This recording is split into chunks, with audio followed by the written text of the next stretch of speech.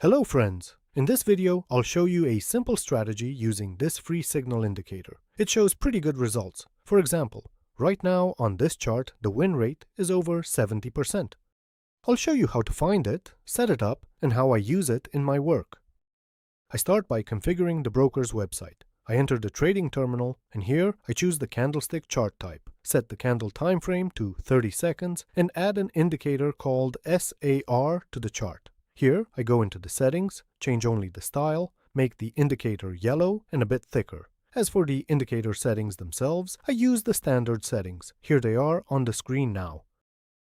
Then, I access a site called Investing to see what economic news is coming out. I open investing.com and immediately open the economic calendar to see what news will be released soon. And now, I see that a whole bunch of news will come out in 12 minutes.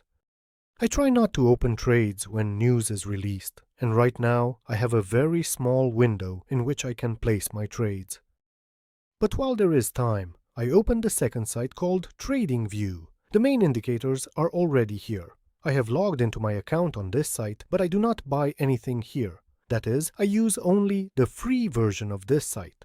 I open the products and go to the super charts. Here, I open absolutely any chart at first and remove all unnecessary indicators from the chart. I do this so that I can add the necessary indicators, because only 2 slots are available for indicators in the free version, and I will need exactly these 2 slots. Regarding the setup of the chart itself on the TradingView website, here I only set a 1-minute candlestick time frame to receive 1-minute signals from the signal indicator. So here, I choose 1 minute. Then, I proceed to add the necessary indicators. First, let me add an auxiliary indicator. Just so you know, I'll leave the names of all the indicators in a pinned comment so you can just copy them from there. As for this auxiliary indicator, it draws the channel where the price is currently located. This channel automatically redraws, and now I see that on the EUR/USD chart, the price is going up, and here's the channel where this price is located. Great, and now I add the second signal indicator. I'll also leave its name in the pinned comment, and here I've added it to the chart and I've got signals. Briefly about how this indicator works. This indicator gives signals with a new candle. So, a few seconds ago, a new candle appeared, and on this candle there was an uptrade signal. Therefore, the signals have their greatest strength in the first minute after the signal is given. So, this candle has appeared, and it carries the strongest force of this up signal. Following this logic, I can check how the indicator is currently performing on the current chart. Here's the statistic presented. For instance, on this graph over recent times, there have been about 8,000 signals, and the average win rate was 75%. Nevertheless, I always check how the indicator performs in the current market situation. What do I do? Before starting work, I look at how the last signals closed. For this, I find the signal that was there before. It was a down trade, it appeared with this candle, and we see that the price fell within a minute. This means that this signal closed in profit. Regarding the current signal, we see that it appeared with the last candle, and in a minute, while this signal was with this candle, our price went up, and therefore this signal also ended up positive. Thus, I check the last 10 signals, and I need at least 7 or 8 signals to end positive in order for me to stay and work on this chart. If I see that the situation on the chart is not so good, I just change either the currency pair or I can simply change the quote provider. For this, I open the search bar, and here we see presented are many different currency pairs of euro-dollar. These are all the same currency pair but from different quote providers. Here their names are shown.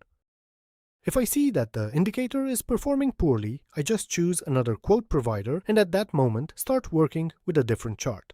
The difference between quotes is not particularly noticeable to the eye, but for the indicator it can be crucial. Therefore, if needed, I simply change the quote provider.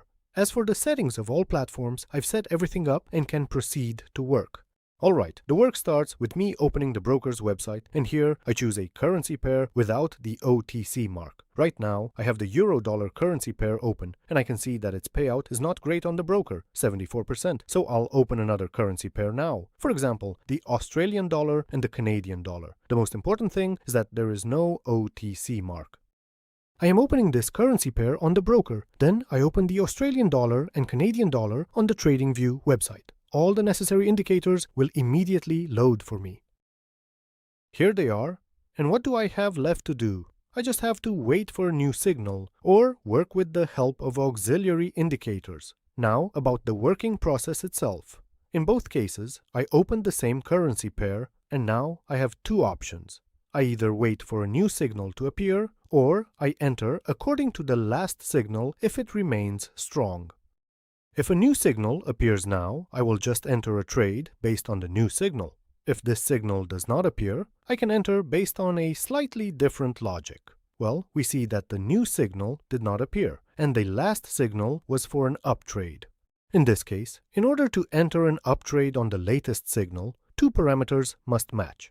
First, if we are talking about up signals, I need us to be below the upper boundary of the channel. That is the first condition. And the second condition, I need the SAR indicator to currently show that we have an ongoing upward movement. Only if these two parameters are maintained, I can enter the trade. So, we see that the last signal was for an up trade. Well, actually, I don't really like the current situation in this currency pair, so let's change it. For example, I'll open the Australian dollar and Swiss franc. Here, I keep the Australian dollar and enter the Swiss franc. I open the first chart and see what's happening here.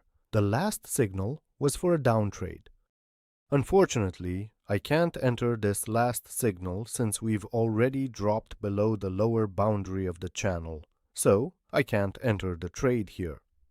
I'm opening the next currency pair, Canadian dollar and Swiss franc, and I'm checking what's happening on this chart, Canadian dollar and Swiss franc. So, the last signal was a down trade, and we also broke through the lower boundary of the channel here.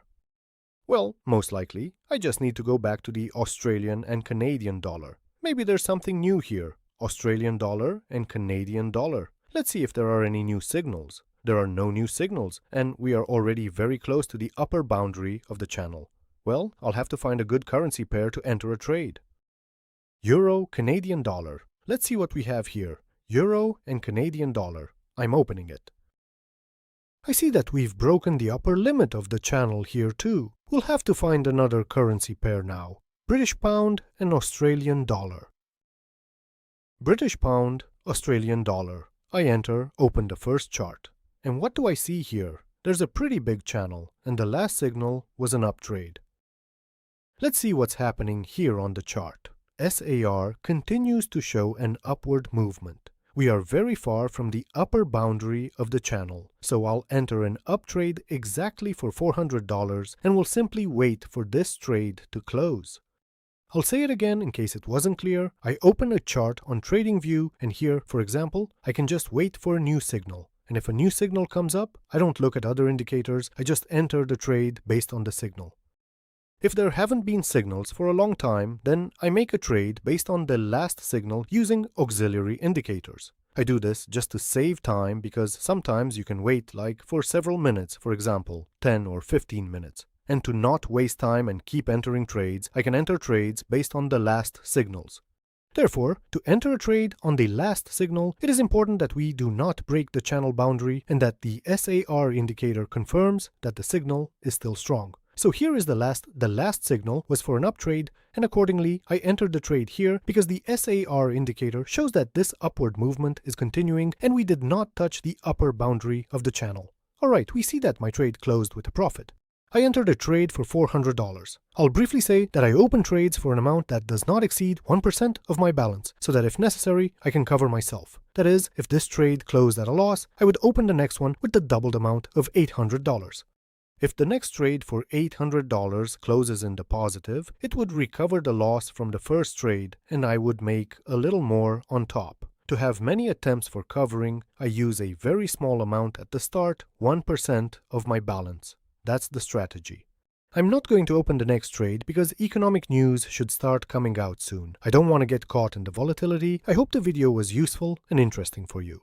If that's the case, then don't forget to subscribe to my channel and like the videos. I don't have any paid courses and I don't sell access to a Telegram channel. All I have is this YouTube channel where I show everything for free. So the best way you can thank me is by being active, like liking and subscribing to my channel. With that, I'll say goodbye, friends. Also, let me remind you that everything I show on my channel is just my personal experience. I'm not giving financial advice. See you.